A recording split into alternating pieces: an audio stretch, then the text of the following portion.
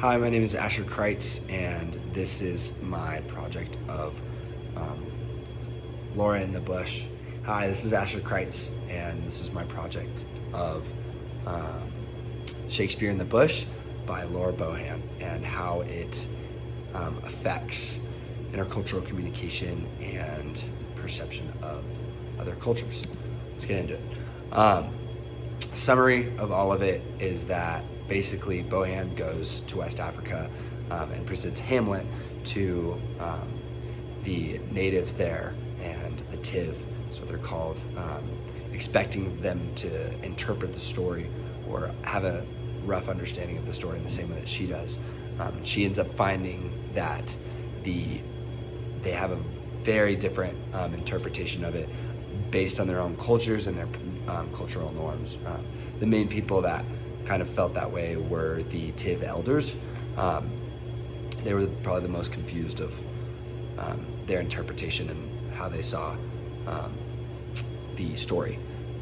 By the end, she realizes that the meaning is not universal. So the way that we interpret the story, or the truths that we feel like we all have, are not universal, and the norms that we have are not universal. This ended up shaping her understanding of pretty much everything, and how different cultures see the world and different type of relativism, which she just basically changed her view of what she thought was timeless values. How this article shaped worldview and meaning. The Tiv don't accept the ghosts as ghosts. They immediately classify it as a zombie or witchcraft. So basically they heard the exact same story and interpret it wildly different based on their cultural norms.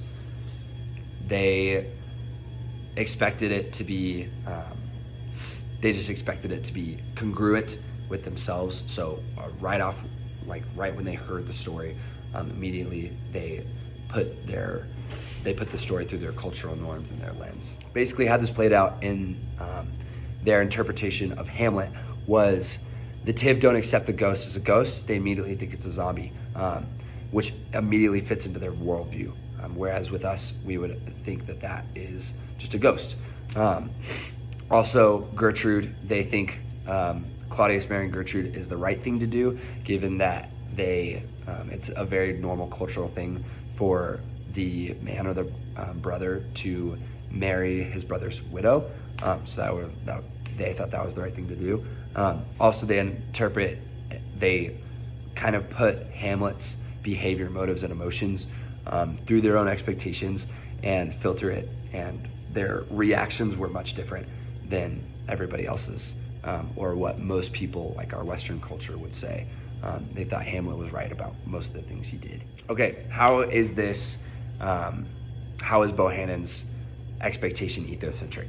Basically, she goes in and interprets Hamlet as the correct way. She automatically thinks that the way that she interprets Hamlet and the people around her interpret Hamlet is correct.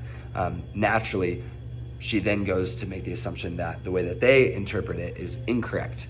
That assertion is obviously ethocentric because it doesn't take into account their values, and it only takes her account and her values as correct. Her frustration towards the Tiv is a major event in this, because of her interpretation towards Polonius's death, thinking that Hamlet was the one that was correct, whereas the Tiv did not believe that. They thought something was very different, which obviously showed a much different cultural system and cultural values. How does this idea challenge what we believe to be is normal or best? Basically, the tale of elders don't hesitate or question to interpret. They speak with the same confidence that Westerners do. So of course they are going to hear the story and they're going to interpret it the same way that we do, with confidence that it's correct. Their reaction forces Bohan to confront the fact that she may not be correct about what she believes are as universal truths. How I've experienced this in my life was I took a mission trip to Mexico a few years ago, and obviously in Western culture it's a very weird thing to come up to people and touch people's hair. But while I was in Mexico, I have very curly hair, and the Mexican people are they were very curious. And I was sitting down doing helping out with something, and there were some kids that came up and just started touching my hair.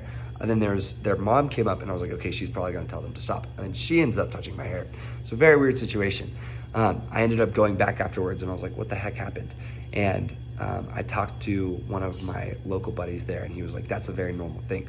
Like in that section of Mexico, it's a normal thing for what we believe to be a bubble, or like, yo, don't get in my bubble. That's very normal for them to be close and be intimate and physical in that way. What I learned from that story ultimately was that in one culture, a sign of disrespect or dishonor could be completely reversed in another culture.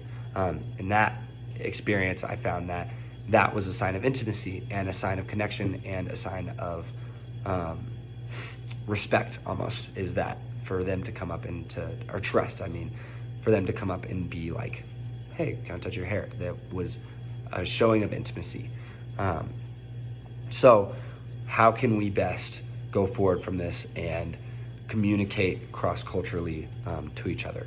I think the best way we could do that is, first off, come into it with curiosity. Instead of trying to give someone an interpretation, you come in with curiosity of why they interpret the things the way that they do and what is different and why it's different. In the story, Bohan realizes this, and the only change, and she only started learning whenever she stopped trying to force an interpretation on them, and then started asking questions of why they believe what they believe, and tried to understand instead of explain.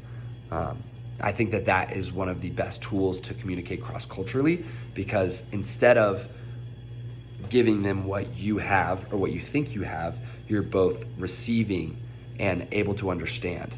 So you're receiving their side to then communicate with them better on their terms and not just your terms, which they don't even understand. In the story, they didn't understand why she had the interpretation or even the perspective that she did about Hamlet. So ultimately, what's the biggest takeaway? What can we get out of this?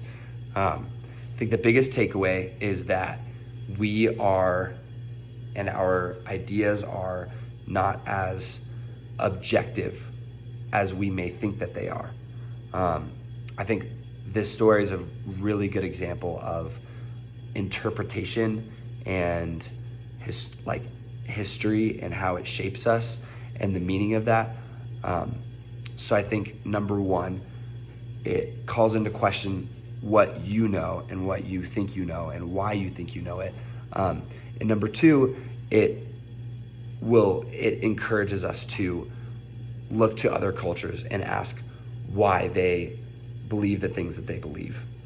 Ultimately, over all of that is we need to be more curious, and we need to ask more questions and wonder why people believe the things that they believe, and how could we, in conversation with people that don't have the same culture as you can ask the question of how can I understand, instead of how can I make sense of.